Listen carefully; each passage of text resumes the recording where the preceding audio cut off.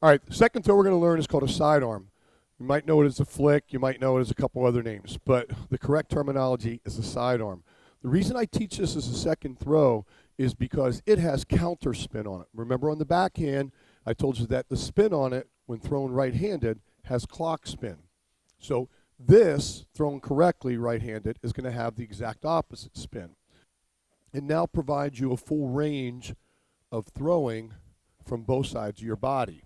Okay? Ultimate players usually have a good backhand, a good sidearm, and maybe one or two other throws. They'll do a push pass for a dump or something like that. Golfers, they might throw a sidearm as an upshot, but very seldomly do they use it. It's not a very popular throw with them. Freestylers use them. So there's quite a crossover of different people using these throws. But again, it gives you clock and it gives you counter. With that being said, what I want everybody to do is take the Frisbee and put it in your non-throwing hand. Non-throwing hand. Okay? I want everybody to make a peace sign. Okay.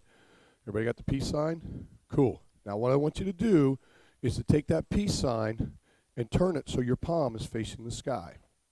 From this point on, every single time you throw this throw, your palm should always face the sky. It should never go sideways, and it definitely should not ever turn over. And if you notice, you've got your ring finger and your little finger pulled back against your palm. And you understand the significance of that in just a second. So what I want you to do is to take the disc and lay it in the middle of the peace sign. Your thumb is on top of the disc on the Hedrick lines. And I'm not really too concerned about how you place your fingers underneath of it. I do it this way because it gives me a more powerful grip on it. You will see people that will throw a sidearm with both of their fingers along the inside rim of the disc. I tend to think that it's more accurate and I can get more power that way. Okay? Whatever you feel comfortable with. The other thing is, if you notice, again, my ring finger and my little finger are still pulled back against my palm. The biggest mistake that people make when they throw a sidearm is that they leave those fingers hang out there. And I want to show you the difference right now. So what I'd like for you to do is to open your fingers up away from your palm, and I want you to try to grip that Frisbee as hard as you possibly can. Okay, you feel that, right? Now pull your fingers back against your palm and grip it. See the difference? See how much more powerful you can get with that? So number one, it gives you the ability to hold the disc tighter and get more snap on it. And number two, it gets those fingers out of the way. So from now on, you're going to take, when you throw this throw, you're going to pull your ring finger and your little finger back against your palm at all times. Now, not only does this afford you the opportunity to throw the sidearm better, but it's going to help you throw other throws later on down the road that are going to be variations on this. So that's your grip right there. Okay? Thumb on the top, peace sign on the bottom, ring and little finger back against your palm. Okay? Take it and shake your hand out. Stance. Stance is similar to the backhand, except for it's turned the exact opposite way. Instead of turning your right hip, you're now going to turn your left hip towards me. Now, just like we did before, your trailing leg, with this time becomes your right leg, is a half a step behind, shoulder width apart, right? Your knees are bent. Your back's got a slight incline to it. Now, here's where it becomes a little different. I want you to take your forearm, and it's going to be horizontal to the ground. You'll see a lot of people that stand up and they put their elbow right against their hip when they throw this to throw it. That's incorrect. If people are telling you to put your elbow to your hip, they don't know what they're talking about. Okay? But you want it to hang directly underneath your shoulder, not backwards and not out, directly underneath your shoulder. All right? That arm is horizontal. Now watch what you do with your left arm. You pick it up. Now, here's what's kind of cool. You can actually use your elbow as a sight like you would in a gun. Okay? Now watch this. See my body? No matter how I move, my left arm is balancing me. It's not hanging down to my side. It's not up here in the air, Richie. Okay? All right? All right? And a lot of times, if I'm taking and I'm being more deliberate, I'll actually take that other hand and put it there just so I can get my focus and my thought on it. But you don't have to use that hand because then you're going to have to pull it out of the way. But again, there you are. See it? You notice that knee's bent a lot more. See how deep that knee's bent? All right? Go ahead and stand up. If you ever see any pictures, there's a guy by the name of Victor Malafronte, and Victor has thrown sidearm throws longer and further distances and more times than just about anybody that's ever played the sport. And if you look at any of his pictures, when he's throwing, that knee is just totally, he is so into it, right? Because that's where the power comes from, right? So if you're standing here and your legs are straight, guess what? You're not getting any power. Okay, so that's the stance. Now, the release is kind of interesting because just like I explained to you earlier on the backhand, if you've got the grip correct and you've got the stance correct, the release is the easiest part. And to demonstrate this, I'm going to show you something. Watch. I'm going to take my hand and I'm going to hold my arm. Now watch what I do. What did I do? I snapped my wrist only. I didn't come back here and wind up like I'm getting ready to throw a baseball or something. I stood there and I snapped. Okay?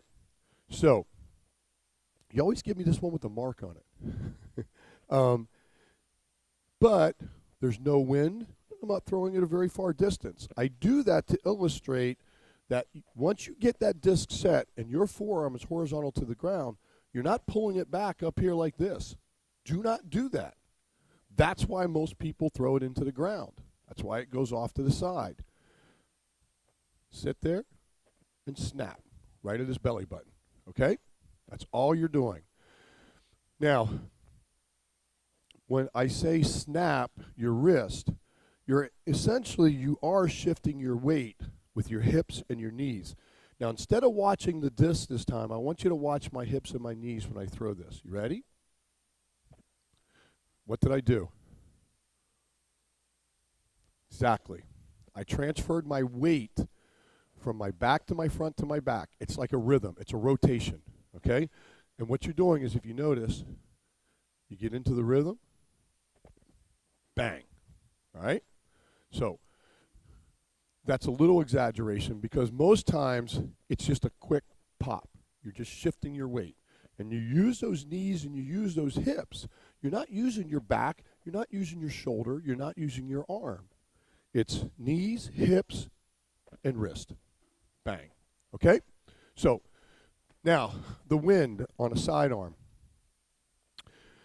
This is kind of interesting because when you throw a sidearm into the wind, remember I said on the backhand you get it down lower? Well, guess what? When you're throwing into the wind with a sidearm, you can get real low, and you can bring that disc in and get more horizontal, get more vertical on it, but you're still keeping your forearm horizontal. But if you notice, look what I'm doing. I'm pulling all this energy into here, and I'm going to snap it. You see how that comes out? Scott says, yeah, I felt it. But you're throwing it lower, you're getting more hyzer on it, and you're coming in and you're just pow. You're popping through it. That's into the wind. Downwind, it's the exact opposite. You're actually going to bring your body a little more straighter. You're going to lift the throw up. You're going to get the nose up. And you're just going to let it float down that wind. Just like on the backhand, you're more or less pushing it. See how it goes out and it flattens and then drops back in? It's riding that wind down the field. Okay? So, again, when you're throwing downwind, get the release up, get the nose up, and let it just ride on down there. Let the wind carry it. Don't fight it, but if you throw it low and normal, it's going to drop pretty quick because the nose is not going to be up and it's not going to ride the wind. Same thing, wind's coming across the field. If it's coming left to right, it's going to be the underside of the disc. It's going to have a tendency to rise it and have a tendency to push it to the right. Less hyzer, get it closer to your body, and snap it harder, all right? If it's coming right to left, it's going to push the disc down, so lift it up, get the nose up, and let it slice through. Very simple, okay? So now, to recap, we got the peace sign. Ring finger and little finger are tucked against the palm. If I see it's not tucked against your palm, I'm going to slap it, okay? It only takes 1 or 2 times, and you're either going to slap me back or you're not going to do it, okay? So, again, your stance, left hip is pointed toward the person. Your trailing leg is a half distance back. Your weight's on the balls of your feet, not on your heels. You're not standing flat-footed. Knees bent, back is inclined. Right arm is horizontal to the ground. Disc is at a 45-degree angle, and your left arm is up. It's not up here. It's literally just below your shoulder, so you can look over it and you can throw under it. All you're going to do is snap your wrist right at the person's waist, at their belly button. Remember, aim and snap. Aim and snap right at his belly button.